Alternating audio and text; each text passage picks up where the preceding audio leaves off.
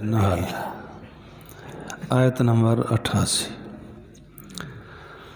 نحمدہ و نصلی علی رسولہ الکریم اما بعد اعوذ باللہ من الشیطان الرجیم بسم اللہ الرحمن الرحیم الذین کفروا وصدوا عن سبیل اللہ زدناہم عذابا فوق العذاب بما کانوا یفسدون صدق اللہ العظیم۔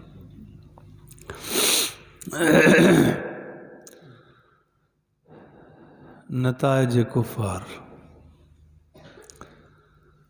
الذین کفروا، وہ لوگ جنہوں نے کفر کیا، وصدوا عن سبیل اللہ، اور اللہ کے راستے سے روکتے، زدناہم، ہم ان کو بڑھا دیں گے عذاب پر عذاب، بما کانوا یفسدون، بسبب اس کے کہ وہ فساد کرتے تھے۔ ایک تو گندی صفت یہ ہے کہ کفر اختیار کر لیا، دوسرا یہ ہے کہ کفر اختیار کرنے کے بعد اوروں کو بھی کفر پر لگاتے ہیں۔ وَهُمْ يَنْهَوْنَ عَنْهُ وَيَنْأَوْنَ عَنْهُ وَيَنْهَوْنَ عَنْهُ، خود بھی رکتے ہیں اوروں کو بھی روکتے۔ اور مقام پہ اللہ فرماتے ہیں وَلَا تَقْعُدْ بِكُلِّ صِرَاطٍ، ہر راستے پہ وہ نہ بیٹھیں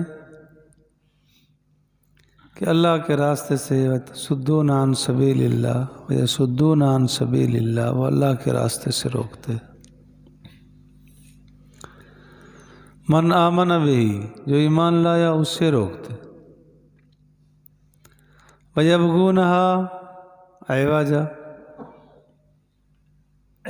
اس میں ٹیڑھ پن تلاش کرتے ہیں کہ کوئی کمزوری ملے اور ہم اٹھائیں۔ حدیث پاک میں آتا ہے جو آدمی کوئی اچھا طریقہ اختیار کر جائے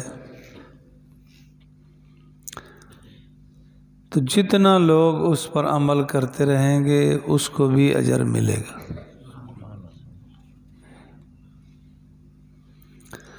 اور اگر کوئی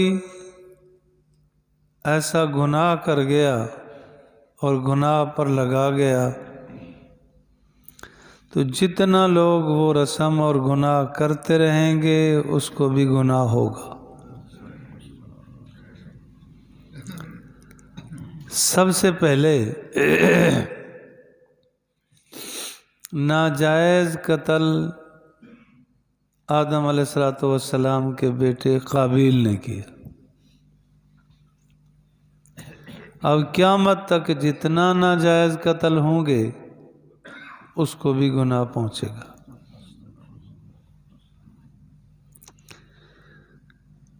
تو نیکی پر لگانا تو اچھی بات ہے، رسم و رواج پر گناہوں پر لگا جانا بری بات ہے، اس کا بدلہ اس کو بھی ملتا رہے گا۔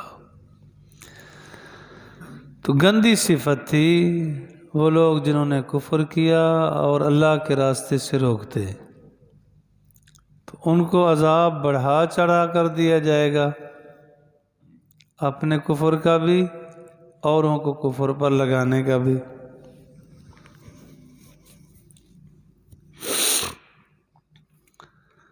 اس وقت بھی کفر دنیا مسلمانوں کو کفر پر لگانے کے لیے سرتوڑ کوشش کر رہی ہے۔ جس نے جس کا ایمان کبھی لیا وہ لیا زن زر کے ذریعے سے، مال خرچ کیا، ایمان لیا۔ اس وقت مرزائی بنانے کے لیے لاکھوں اربوں خربوں روپے خرچ کیے جا رہے ہیں کہ مسلمان مرزائیت پر آ جائے، اور جا رہے۔ کبھی شادی کا لالچ دے دیا، ایمان چھوڑ کے ادھر چلے گئے، کبھی مال دے دیا، ویزا مل گیا، پیسہ مل گیا تو ایمان چھوڑ کے ادھر چلے گئے۔ تو سب سے زیادہ قیمتی چیز ایمان ہے، اسے بچایا جائے۔ اور قرآن کے ذریعے سے ایمان بچے گا۔ ایک فرانسی وزیر نے کہا تھا کہ جب تک یہ مذہبی کتاب موجود ہے ان کو نہیں پھیرا جا سکتا، تو سر توڑ کوشش کی جائے کہ اس کتاب کو ہی ہٹا دیا جائے۔ تو کتاب کو، کتاب والوں کو مٹانے کی پوری کوشش جاری ہے، لیکن اللہ باقی رکھے گا اور ضرور رکھے گا۔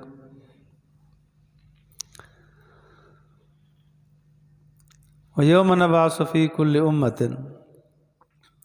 اور جس دن ہم اٹھائیں گے فی کل امتن، ہر امت میں گواہ، علیہم ان پر، من انفسہم انہی میں سے،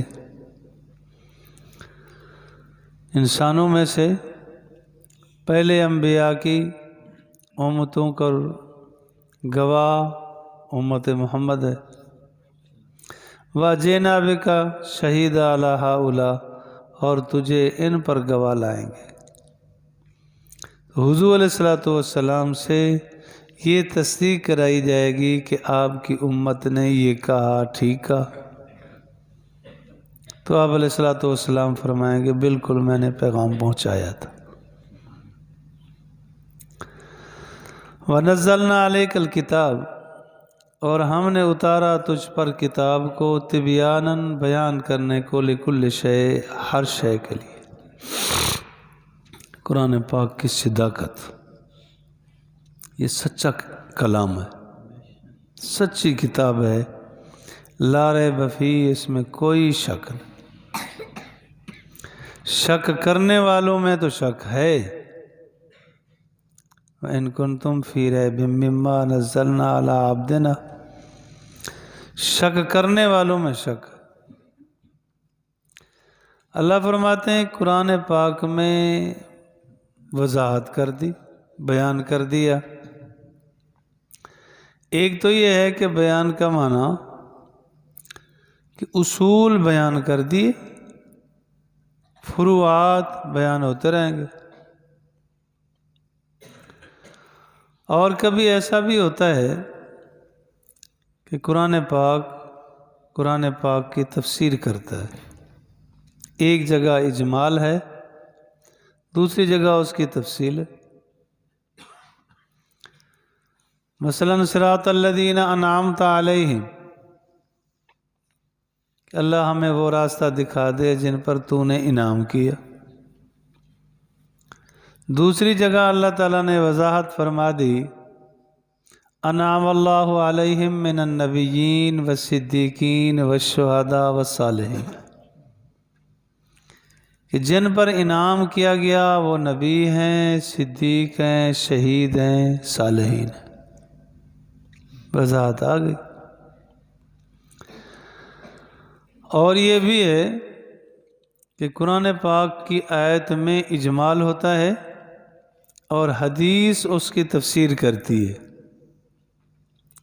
تو قرآن پاک کے ساتھ حدیث پاک وہ بھی منزل من السماء ہے، کہ اللہ نے نبی کو بتایا، پھر نبی نے آگے بتایا۔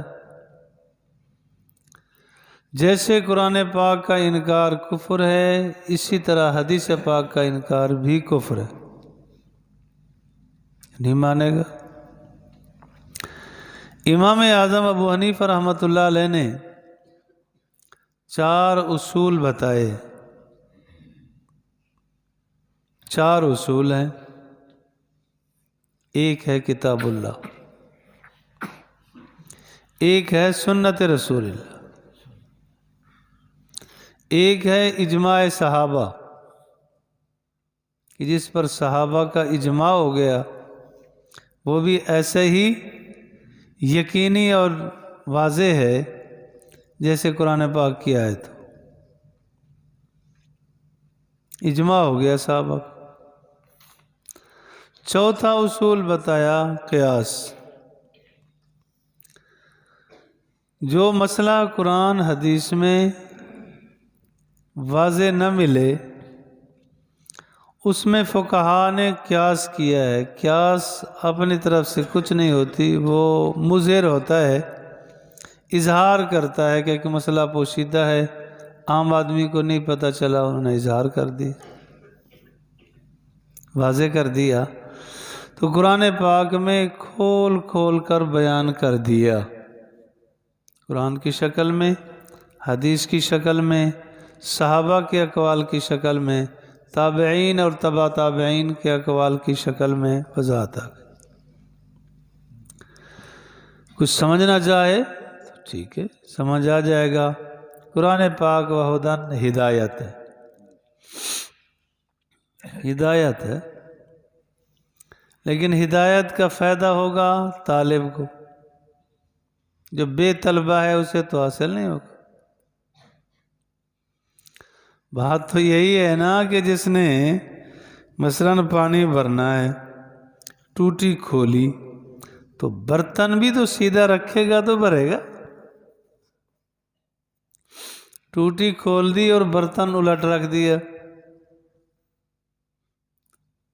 کب تک بھرے گا؟ وَيَهْدِي إِلَيْهِ مَن يُنِيبُ، اللہ فرماتے ہیں ہدایت ہم اس کو دیں گے جو ہدایت چاہے گا۔ تو طلب صادق چاہیے، طلب صادق پیدا ہو جائے تو پھر اللہ تعالیٰ راہ کھول دیتے ہیں، فہم قرآن بھی ہوتا ہے، فہم حدیث بھی ہوتا ہے۔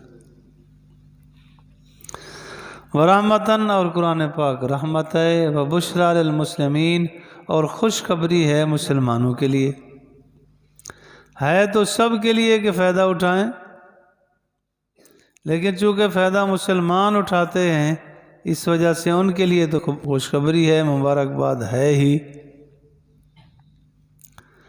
ان اللہ یامر بالعدل والاحسان،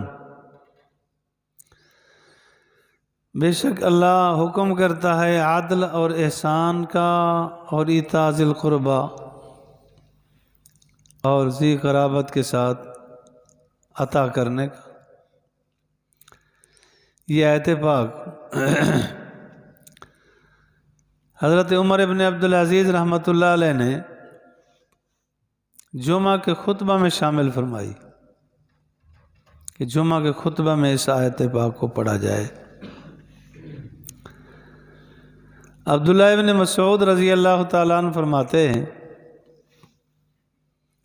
کہ یہ آیت پاک تین چیزیں کرنے کا، تین چیزیں سے روکنے کا حکم دیا گیا ہے، تو اگر کوئی آیت پاک اور نہ بھی ہوتی تو امت کی ہدایت کے لیے یہ کافی ہو جاتا۔ جتنا چیزیں کرنے کی ہیں وہ ان تین میں آ جائیں گے، جتنا چیزیں سے روکنے کا کہا گیا، رکنے کا کہا گیا، وہ ان میں آ جائے۔ حضرت عثمان بن مظعون رضی اللہ تعالیٰ عنہ حضور علیہ الصلوۃ والسلام کے رضائی بھائی ہیں، فرماتے ہیں کہ میں آپ علیہ الصلوۃ والسلام کی خدمت عالیہ میں حاضر ہوا تو آج آپ پر وحی کے اثرات ظاہر ہوئے، تو آپ علیہ الصلوۃ والسلام نے یہ آیت پاک تلاوت کی۔ اس آیت پاک نے مجھے کامل مومن بنا دیا، یعنی دل دماغ میں بیٹھ گئی۔ آپ علیہ الصلوۃ والسلام نے اعلان نبوت فرمایا تو اقسم بن سیفی انہوں نے کہا کہ جی اپنے قوم کا سردار تھا، کہنے لگا کہ میں جاتا ہوں وہاں مکہ میں معلومات لیتا ہوں کہ یہ دعوی نبوت جو کیا ہے کون ہے، کیا کہتا ہے۔ مشورہ دیا گیا کہ تو نہ جا، سردار ہے، کسی آدمیوں کو بھیج، معلومات لے کے آپ کو دے گا۔ تو انہوں نے 2 آدمی بھیجے، حضور علیہ الصلوۃ والسلام کے پاس وہ پہنچے تو آپ علیہ الصلوۃ والسلام سے عرض کیا کہ ہم 2 سوال کرنا چاہتے ہیں۔ من انتا ما انتا، تو کون ہے، تو کیا پیش کرنا چاہتا ہے، کیا نظام ہے تیرا؟ تو آپ علیہ الصلوۃ والسلام نے پہلے سوال پر تو اتنا توجہ نہیں دی، وہ نسب نامے کے حوالے سے پوچھنا چاہتے تھے کہ عرب میں اپنے نسب پر بڑا فخر کیا جاتا تھا۔ معذرت کے ساتھ آج بھی ہمارے معاشرے میں بھی اسی عصبیت پر، اسی نسبیت پر پتہ نہیں کیا سے کیا کچھ کہا جاتا ہے۔ حسب نسب کچھ نہیں کام دے گا، تقوی کام دے گا، کہ میں فلاں برادری کا ہوں، باقی سارے بہتر، باقی سارے بیکار۔ یہ غلط سوچ۔ حضور علیہ الصلوۃ والسلام نے واضح الفاظ میں فرمایا تھا، کسی عربی کو اجمی پر، کسی گورے کو کالے پر کوئی فضیلت نہیں الا من اتقا، مگر وہ تقوی اختیار کرے تو پھر ٹھیک۔ کوئی قوم کے اعتبار سے گھٹیا نہیں ہے کہ فلاں قوم کا ہے لہذا گھٹیا ہے، یہ سوچ ہی غلط ہے۔ یاد رکھیں یہ مسلمان کی سوچ نہیں ہے اور ہونی بھی نہیں چاہیے۔ تو آپ علیہ الصلوۃ والسلام نے صرف اتنا بتایا کہ محمد ابن عبداللہ، پہلے سوال کے جواب میں کہ میں محمد ابن عبداللہ ہوں۔ دوسرا سوال تھا کہ نظام آپ کیا پیش کرتے ہیں، تو آپ علیہ الصلوۃ والسلام نے فرمایا میں اللہ کا رسول ہوں، اللہ نے مجھے نبی بنا کر بھیجا ہے۔ اس کے بعد آپ علیہ الصلوۃ والسلام نے یہ آیت پاک تلاوت کی، ان اللہ یامر بالعدل والاحسان وایتاء ذی القربی وینہی عن الفحشاء والمنکر والبغی یعظکم لعلکم تذکرون۔ تو یہ واپس گئے، ان 2 آدمیوں نے جا کے اپنے سردار کو سنایا، بتایا۔ تو اس آیت پاک سننے کے بعد اس نے کلمہ پڑھا اور اپنی قوم کو کہا کہ میں ساری اپنی قوم کو کہتا ہوں کلمہ پڑھ لو، آگے بڑھو، باقیوں سے پیچھے نہ رہو۔ ایسا پیغام جو آیا حد نہیں۔ تو اس میں بڑی جامعیت ہے، ہمیں بھی چاہیے قرآن پاک کی ایک ایک آیت پہ ہم عمل کریں۔ اللہ مجھے اور آپ کو سمجھ فہم نصیب فرمائے، باقی پھر باقی۔ آخر دعوانا